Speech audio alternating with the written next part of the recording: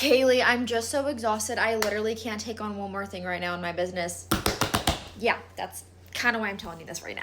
We say this all the time as business owners, especially service providers that physically require our time, energy, and attention in order to give our clients what they're paying for. It's a freaking lie. And as a girl who's grown to hardcore love boundaries, I respect this. I do, because it means that you know your limits and you know you're not going to take anything that goes beyond that. However, a lot of times we use the word busy kind of as like a shield to not take on more because we're mentally overstimulated, which is literally why I'm sharing this with you. Because if you're busy and you're still underbooked, or you're busy and you still don't have time for yourself, but you're busy and you're still burnt out, then you're clearly, like, that is literally, all three of those are an indicator that you're clearly not busy with the right things in your business. But I'll be honest, I don't blame you.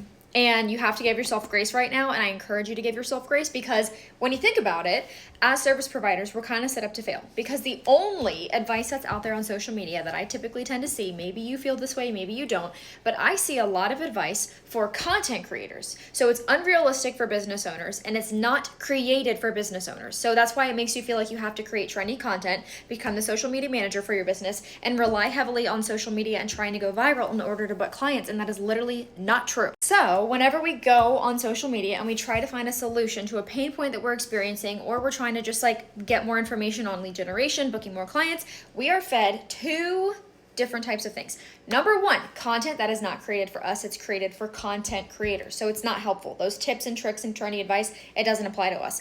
Or number two, we're fed all of these Facebook ads from these people that try to sell you a $4,000 course to make you think that your dream outcome lies on the other side of giving them a fat paycheck to teach you something about one particular topic. So your two options. Number one, content that's not even for you.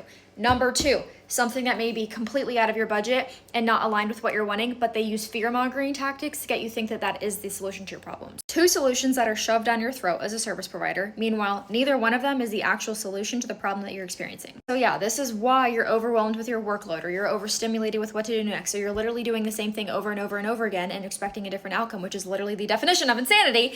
But the reason why you're doing these things is because it's all you know. You are set up to think this way. So yeah, we all want to make more, work less, set up systems that are going to work for us behind the scenes in our business so we don't have to constantly trade our time for money. But I'm going to be completely honest, that goal will never happen for your business as a service provider if you're constantly hiding behind the word busy, because the busy work that you're doing is not getting you anywhere that you want to go. You're actually just staying in the same place. So no, I don't want to tell you that you need the Growth Lab. I'm not going to sit here and say you need what I offer to help you.